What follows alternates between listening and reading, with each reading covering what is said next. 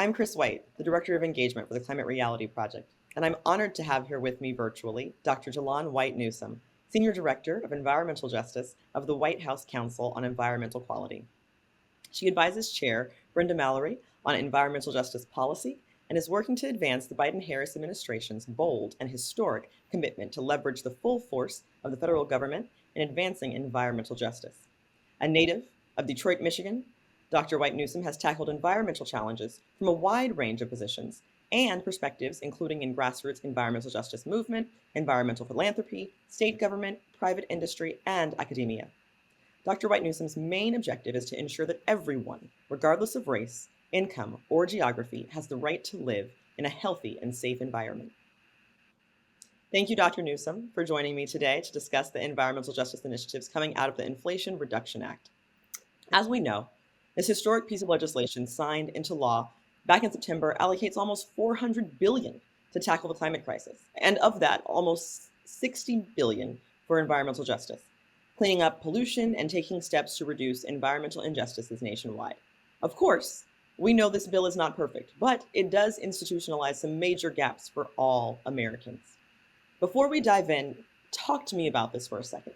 The IRA, how impactful is this bill? And approximately how many lives will it affect? So, Chris, first of all, thanks so much for the opportunity to have this conversation. And, this legislation is historic. We have never had a piece of climate legislation at this dollar amount in United States history. So that's the first piece. We have to acknowledge that. And I think it's really important what you said. It's not perfect, but it's progress.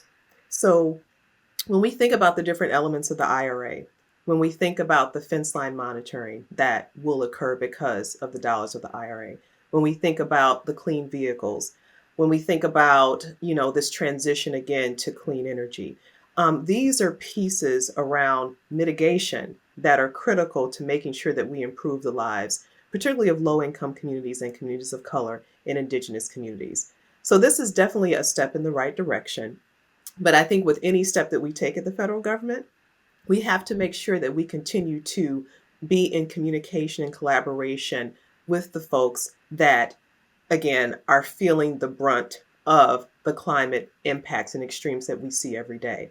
And so as we implement the IRA, we can't just implement it in our ivory towers and in the DC Beltway. We have to make sure that what we're doing is actually not going to make things worse, but make them better. Precisely. We know that federal rollouts and implementation of new legislation can sometimes be a lengthy process due to the magnitude of the endeavor and the scope of work of the undertaking, touching states, agencies, organizations, a plethora of things. Focusing solely on almost the $60 billion allocated for just environmental justice for a second, I want you to center the importance of education and maybe the kinds of education that will be needed for proper implementation. So, Chris, I'm sure you and many others know that it's not just enough to have gazillions of dollars out there. The rubber hits the road and how we get these gazillions of dollars to the localities and communities that need it the most. And for me, education is essential because part of the reason that I think we see and continue to see the disparities, the health disparities in many of our communities, the disparities in investment in our communities, is because people are not able to access the different types of money, the pots of money, and they don't know the process. And so I think what we have to do with the federal government is make sure that, one, all of these monies are going to be going basically through our federal agencies. So particularly when it becomes, kind of CEQ's main role, our role is to make sure that our agencies understand that there have been barriers to access from the communities that need to access regular grant resources. And so not only is it education, but it's making sure that we do the type of engagement that really digs into what are the processes of these different agencies, what lists do you need to be on, who do we need to contact, and how do we make sure that regular barriers that are huge, like language, like the digital divide, that we really think ahead to those things that, again, left people behind. So I think from an agency standpoint, that education and understanding, like What are the barriers that are already there that exist that we need to make sure as we roll out the IRA, we begin to ameliorate those barriers? I think it can't stop at the federal level because we know a lot of these monies are going to go to states. And so while the federal government has kind of limited, I would say, ability to force states to do certain things, we can gently nudge and we can give suggestions and share best practices of states that are doing a good job. So basically making sure again that that same access to information, that again whatever the processes by which states deploy funds, the ways in which they engage, that they go beyond the folks that again normally get the funds but really make consistent efforts to get these dollars to communities that don't get them. I think that is where we need to again focus at this point. So federal to state, state to local. And then I would say definitely from a local standpoint and from a practitioner standpoint and from a community standpoint, making sure that folks again are primed and ready. And when I say that, it's having a better understanding of the process as a whole. But then if I'm with, for example, a community-based organization, what do I need to do to make sure that my structure is in place to receive funds? And so this is what we're trying to do as a part of an array of things, but really have webinars and opportunities for communities and organizations that this might be their first time entering the federal government grants process. And so how can they learn from others? What are the things that we need to do to make sure our state agencies are giving folks on the ground the ability to actually, be competitive with these different resources?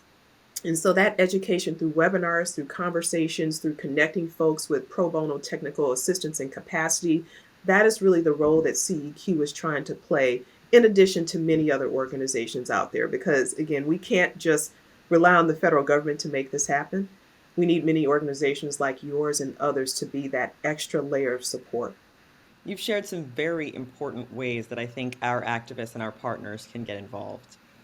Mhm. I think you touched on this a little bit, but we know that Black, Indigenous, Latinx, and others of color communities suffer first and worst due to the historical continuum of racism, legacy pollution, and other environmental injustices like lack of clean water or inequitable access to healthy green spaces like parks, nature trails, etc. How will the federal government and state governments nationwide adequately identify an underserved or disadvantaged community for the purposes of allocation of the EJ funding from IRA? And what role will race play in this identification process? Sure. And so here's the thing. We know, unfortunately, that that reality is still the case. That our black and brown folks, that our indigenous folks continue to suffer from legacies of environmental racism, of I would say in many ways invisibility, and this, kind of the cumulative impacts of multiple systems working against them. And we know that's a reality. So I think this is a wonderful opportunity to change that, to literally flip the script. Now, it's not going to happen overnight because none of these issues that we're talking about happen overnight. But what we can do is make sure that, at least from our federal agency's perspective, that it's not a guessing game as to what communities need resources the most and need the most attention. And so part of the way that we are attempting to solve for that is through what we've created as a climate economic and justice screening tool, or the CEGIS for short. So this is an opportunity for agencies to have this geospatial mapping tool that identifies what we're calling disadvantaged tracts. So census tracts that are, again, disadvantaged from multiple social, environmental, and economic factors. And so our agencies are going to be using this tool to target the communities that need the resources the most. And so this is one way, I think, in addition to always, and what I share with my agency partners, ground truthing, with community, in community, in collaboration with community, where their priorities and needs are. So in order to, again, whether it's Justice 40 funds that are existing grant funds or with the Inflation Reduction Act, each of our agencies will, be required at a certain point in time to use this CGIS tool to target, again, making sure that they get at least for Justice 40% of the benefits to these disadvantaged communities. And I think that same spirit of Justice 40 goes into the Inflation Reduction Act. How are we making sure that we are targeting the places that need it the most? And the CJUST, again, is just one tool to do that, in addition to, again, the community engagement. And I like to say, really, community relationship building that needs to happen on the ground.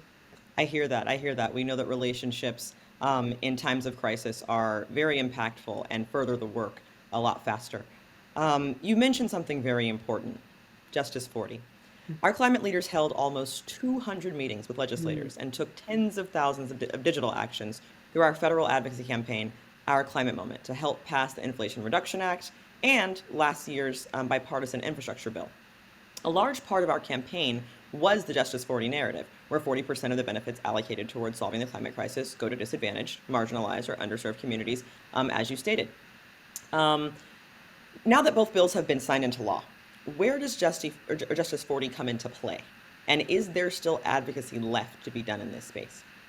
So, first of all, I want to say thanks to each of you that helped make this a reality. Whether it's bill, IRA, because again, it takes that outside pressure to move a lot of things within the federal government. So again, much appreciation.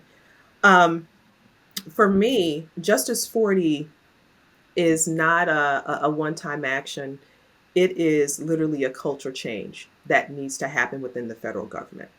So it is not enough that we have our agencies, for example, say, okay, these are the list of covered programs where we're going to target resources. It's not enough to, again, have the passing of the Inflation Reduction Act and say, hey, we have all this money, let's figure out how to use it. So I think what's important now is really the implementation piece. And so we have this tool, the CGIS tool, to identify these targeted areas. Now it's more about how do we make sure that what we're doing is going to have the impact that we actually want. And so we know that sometimes policies and practices um, are not enough on their own. And so when we think about getting these resources and monies to these different areas, one of the things that we're really focused on is accountability. And so the agencies, for example, will be participating in the first ever environmental justice scorecard, which is going to come out early next year. And part of this scorecard is really to understand the baseline of where the federal agencies are in advancing environmental justice. But another key piece of that will be their movement on the Justice 40 initiative. So there will be actual questions and metrics and indicators that will give the American public a sense of how agencies are making progress. And I think that's super important as we talk about, again, having all these funds and resources and making sure that they are reaching the places that we want them to reach. So, to me, Justice 40 again is this culture change and shift that, my hope will resonate throughout the rest of the work that we do across the federal government, because it takes intentionality to advance environmental justice. It takes really understanding, in some cases, the communities that have been made to be, um, I would say, more vulnerable due to no fault of their own. And that's where we need to focus, because until we strengthen those places with the greatest amount of vulnerability, we're going to continue to lose on every front. So to me, focusing is about the resources. It's making sure that we understand where the needs are. And then as a federal government, making sure that we're holding ourselves accountable.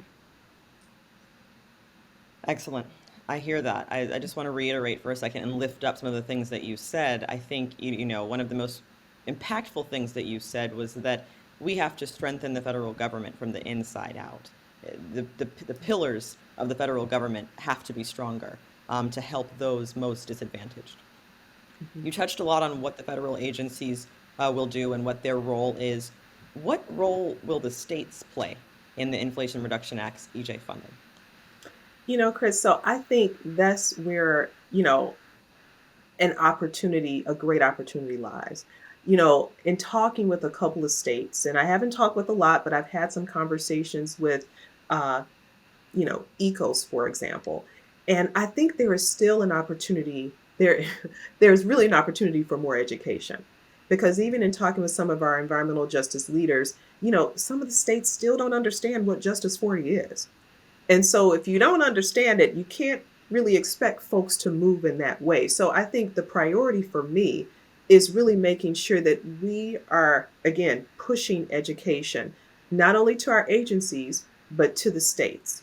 And so, how can we, again, kind of make sure folks are clear that they understand what tools are available to use, and then really understand, like, what are the pieces that you uniquely must address as a state to make sure that, again, we get the impact that we want on the ground. So that is, I think, a huge area of opportunity that CEQ wants to partner with folks to make sure that our states are ready to move, because we can't expect them to move in the spirit of Justice 40 if they don't understand it.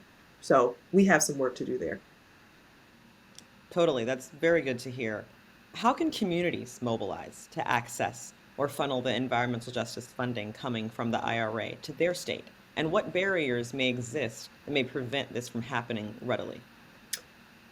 So I think it was wonderful last week. My colleague that does public engagement pulled together a webinar with, I think, 4 or 5. It was probably more than that. Other entities that offer technical assistance pro bono to community-based organizations, to, again, demystify the federal grants process, to be a part of a cohort of folks that are going after the same thing, and J40 Accelerator, et cetera. And I think what was so wonderful from that conversation is that people are willing to help. There is so many opportunities out there for folks to take advantage of. It's just knowing what to do, having someone to call, getting some guidance or direction. And so I think what I'd encourage people to do is make sure that you are taking advantage of the resources and the technical assistance that's out there. And we're, again, pulling together, again, a list of those folks that could be helpful. Now, we can't say, we can't promote certain folks, but what I do promote is education and folks helping each other. And so I think that is critically important. So I think the first I would say to community organizations and community leaders is find out who has done it, who has successfully navigated the federal grants making system, and work with them. So there are folks that are doing that. There are also our agency partners that are really getting good at technical assistance and capacity building. We have several different, I don't want to say initiatives, but initiatives that a couple of agencies have come together to, again, provide exactly what you're talking about. And so I think for me, the first piece is making sure that, again, our stakeholders, our community groups are know where to go for resources and support and help. But I think also in terms of what our stakeholders and community groups can do is really ask the questions of their states. Begin to say, do you know what Justice 40 is? What is the process? Like, that advocacy piece is so important, because I feel like, we can, again, do what we can from top down, but begin to ask the questions from bottom up, and hold them accountable as well. For example, there's several states that have their own state-based environmental justice screening tools, as an example, whether it's New Jersey, Michigan, and other places, California, of course.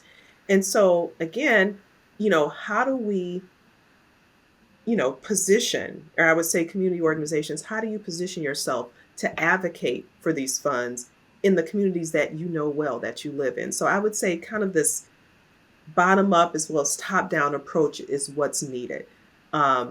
So yeah, those would be a couple of things that I think folks would, help move the Justice 40 in a much faster direction.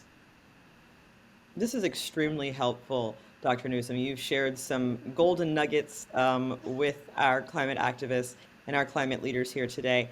How can our climate leaders, or advocates, and activist partners get meaningfully involved in IRA and BIF implementation work If you had to leave us with one message, what is the priority message that needs to be shared to empower folks? That's a great question. And what I want to say is, I guess, a couple of things. So, at CEQ, we've been trying to have a lot of roundtables, virtual roundtables and conversations. And I think that's important. So we want to make sure that you are connected with us. We try and communicate. We can always do better as best as we can. But so I think that connection and access to CEQ is important. And we want to make sure that that's there. Um, I would say the second piece is we need to hear what's working. Um, if you have a state or an organization that is really, I would say, moving in the spirit of Justice 40, advancing environmental justice, doing some creative, cool stuff with monies or resources that they've received, we need to hear about that. Because part of what I want to do is really try and elevate what works and then also understand what's not working. But really, if we figure out what's working and share that and amplify the stories of communities or states that are doing it well, I think that is going to hopefully produce like this natural uptick across the country.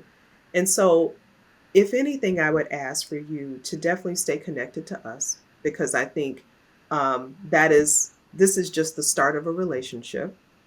And then where you see things working, make sure that we know about it. And if you're a part of those things working, we want to amplify and elevate your stories from our perch. So those would be the two things that I would leave you with. Thank you so much, Dr. Newsome, for all of these words of wisdom and this critical advice that everyone here today can certainly benefit from. We plan to, of course, further our relationship with CEQ here at Climate Reality, and we are extremely grateful for your time. No, thank you so much. I appreciate your time and have a wonderful training.